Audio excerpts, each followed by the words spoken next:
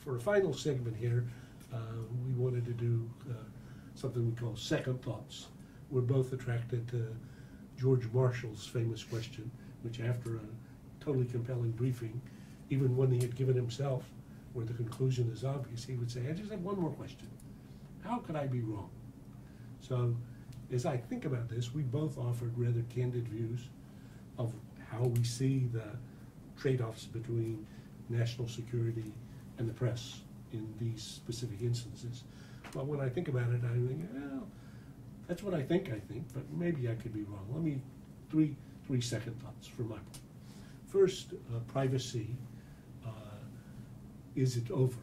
So Scott McNeely, one of the founders of Sun Microsystems, he was a Harvard graduate, said famously, if you like secrecy, forget about it. The technology now makes it a fact that anything you do online or over the air is going to be captured by somebody.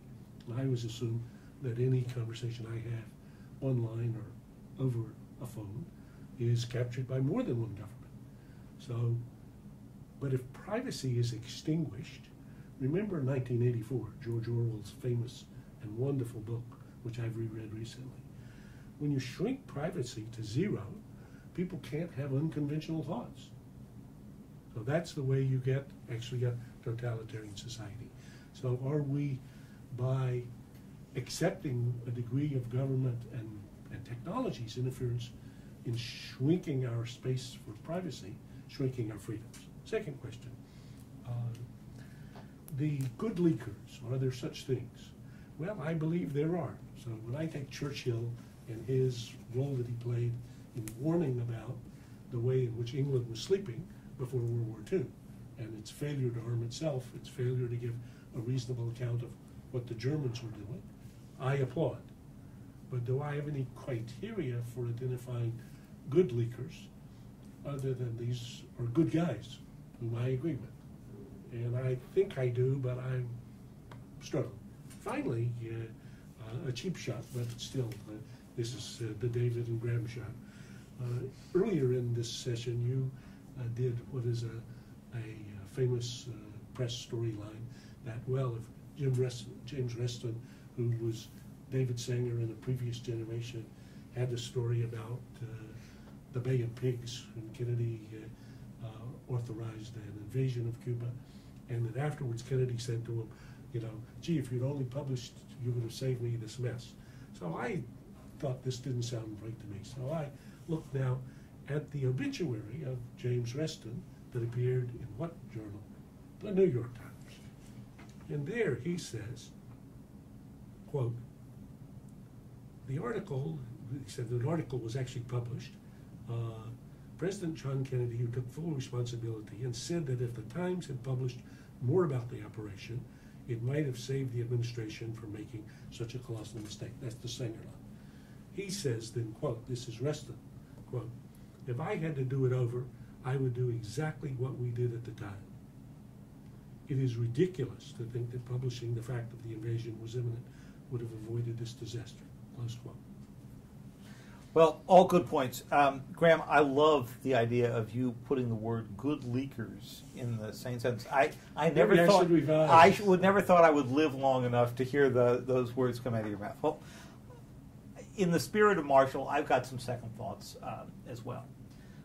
The first is that reporters, as I've said, come to this with come to the entire process with a bias toward publication. I think that's what the founders wanted. I think that's the way we should approach each of these. But the fact of the matter is that in these national security issues, which come up with increasing frequency, we often do not know what the effects of what we're going to publish are going to be.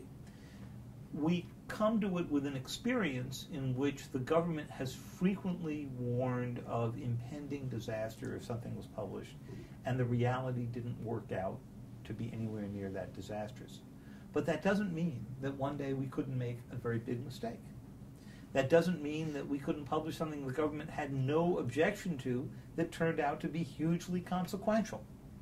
So you've got to go into this looking at the motives of your sources, but you also have to go into this knowing with great humility that you can't predict the outcome, and that you have to be prepared for the fact that you're going to make some mistakes in this.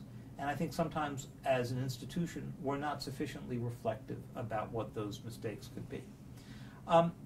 The second, you raised Mr. Snowden before. Snowden said in an interview after he did the leaks that he did not take them to the New York Times, among others, because the Times had held up publication of other stories and was fearful that it would become part of the establishment and wouldn't publish his story. And I think in this particular case, he was wrong. I think the Times would have published it, as the Washington Post did and the Guardian did. Whether we might have withheld different documents depends on the facts. But the important lesson about this is that the mainstream media, as its critics like to call it, really controls the agenda less and less and less. Because the fact of the matter is there are many, many ways to publish. And Snowden, in the end, didn't need any media to go out and do this. He could have published this on the web himself. We're in an era of self-publication. Being a source to the mainstream media ends up contributing to the credibility of the source because somebody presumably has vetted the story and determined it's true. But the fact of the matter is that that is a diminishing element of this. Third point. This goes back to Reston. You kindly compared me to him. I'm no Scotty Reston, okay? But Reston, I'm absolutely certain, believed it when he said that he would not have published that story.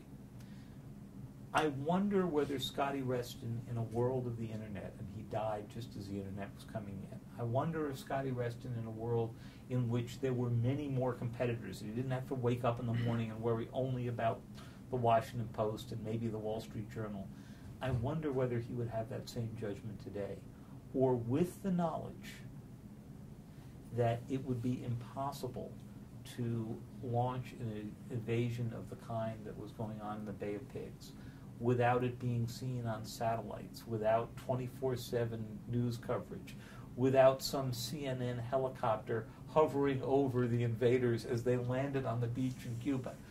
I wonder whether he would come to question his own conclusion there, whether he would actually end up invoking George Marshall's warning and wondering whether he was right on that.